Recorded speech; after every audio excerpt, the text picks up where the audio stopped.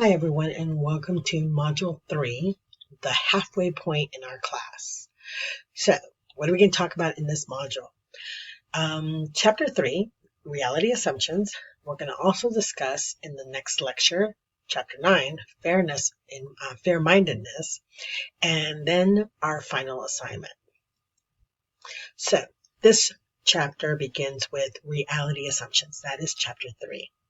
Chapter 2, we dealt with value assumptions. What you assume based on the right and wrong, based on your own beliefs. Reality assumptions are based on our own education and our unique experience in the world.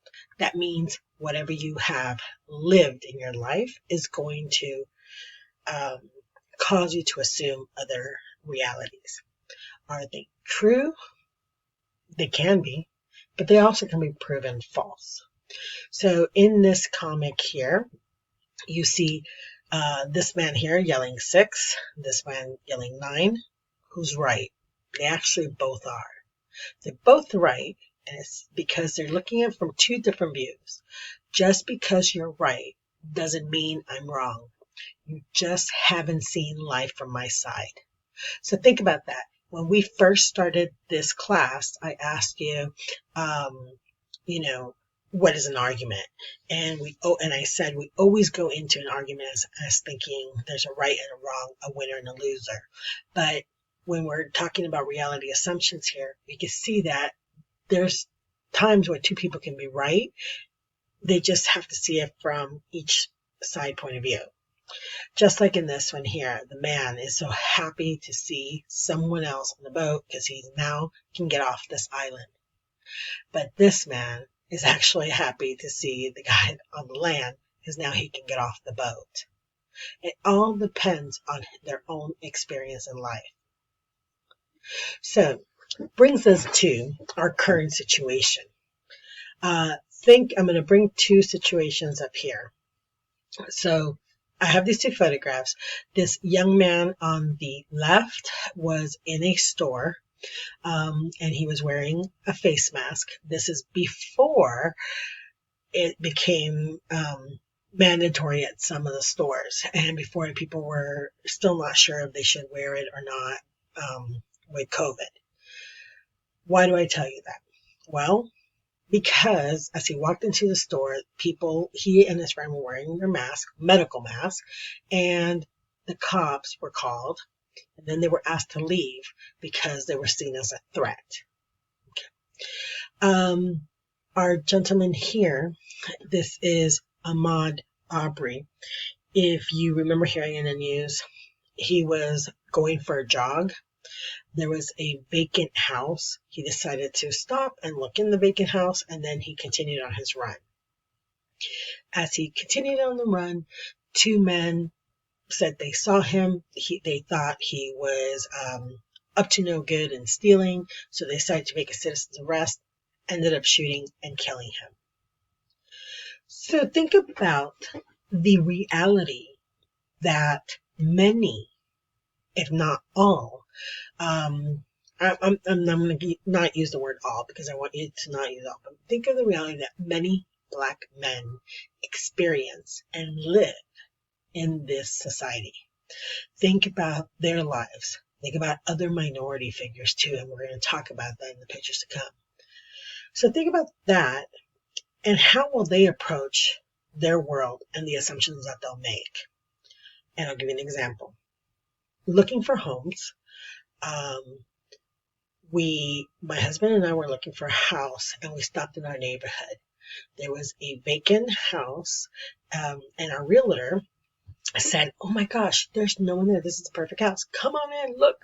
And she was looking through the windows because we didn't have the key to get in there.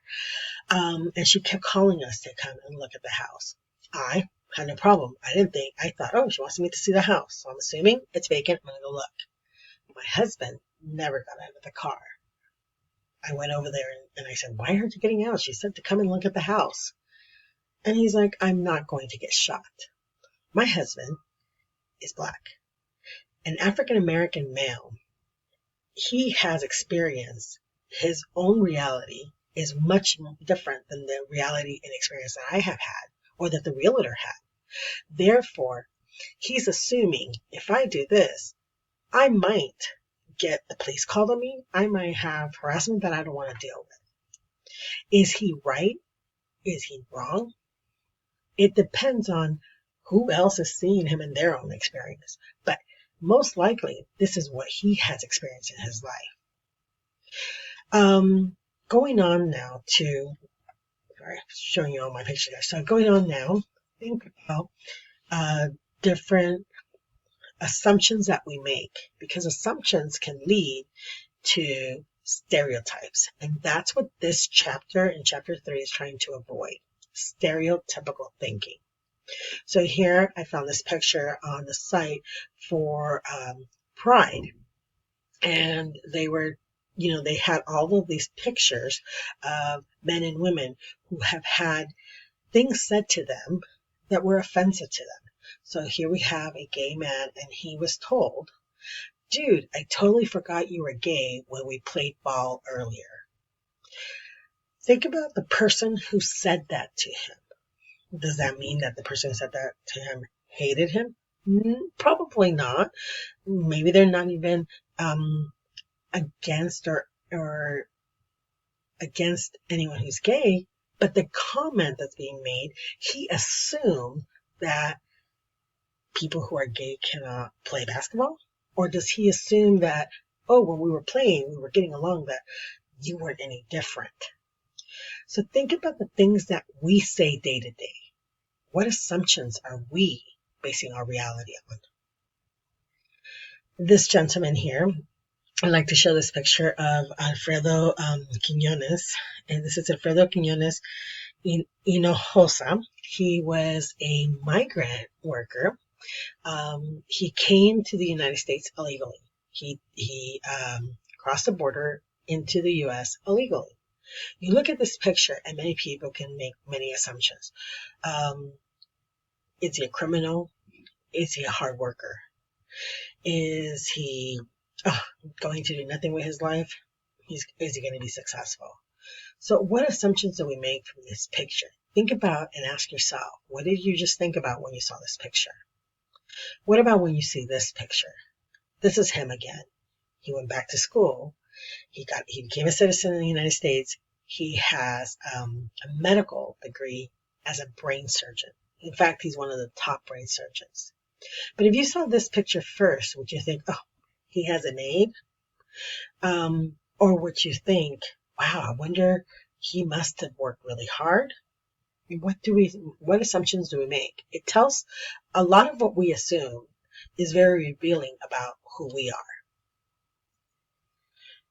Women in advertisement, women in the world.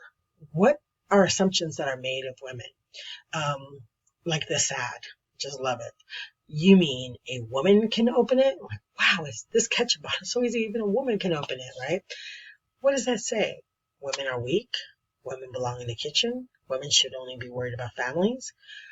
In the humor section of the assignments for chapter 2, module 1, a few of you submitted some videos. I had like 3 videos on women comics saying how they're constantly asked, who's taking care of the children when you're at work? And they point out that men aren't asked those questions.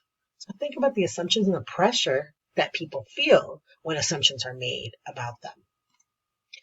Teenagers, they have assumptions. We think of their lives must be so easy. They have it made. They don't have any problems. I have so many teenagers. I have met so many teenagers as a professor that are working hard to support their families. I had a 19-year-old who had been on his own since he was 14 because he was a refugee from Iraq, and he was here in the United States all by himself, figured out how to enroll in school. He's been getting help from other members in the community, but as a 14-year-old on his own, now 19, in high school, taking college classes, working a full-time job, and you see him down the street, maybe like scattering and running, do we assume, just a teenager, doesn't know what he's doing? Or do we see him, man, he has to get to work. He has a lot on his mind. So we have to think about those things. Same as wealthy. We look at wealthy people and we make assumptions. This gentleman here, what assumptions did you jump to when you see this picture?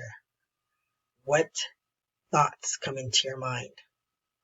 The reality, he is a Holocaust survivor. He's survived horrific things that happened to him and his family. And then he came to this country and worked hard and made something of himself. So many times we make assumptions, not just on minorities, but also on all groups, wealthy as well. So what this chapter is really focused about, and I will let you go through all of this on your own, but I'm going to skip through these slides. What this is really trying to get you to think is on questionable premises. Are the premises, meaning the conclusions that you're making, are they based on a reality assumption, a value assumption? Are they sound, meaning do they make sense? If not, we end up making stereotypical comments, believing stereotypes, and prejudging prejudice comments or judging others incorrectly. So we end up making wrong choices and wrong decisions. Think about what's going on in our society today. How many people are jumping to conclusions, are making incorrect judgments, taking incorrect action, and how many problems has that caused? So, key term, whenever you hear all, it's going to be a problem because we can't include all. Nothing is ever all or nothing. There's parts of things that go into it. I want you to focus in chapter 3 on deductive reasoning. Okay? Deductive reasoning can uncover reality assumptions, can discover truth and make decisions, combat prejudice and stereotyping. I want you to make sure that you practice the skill. A critical thinker uses reasoning to discover truth and prevent stereotyping. And as you read the chapter, do this checkup. Reality versus value assumptions. Validity of the argument. Do you have a valid argument? What makes a deductive argument sound? What does deductive reasoning aim to establish? These are the key items you need to focus when you read this chapter.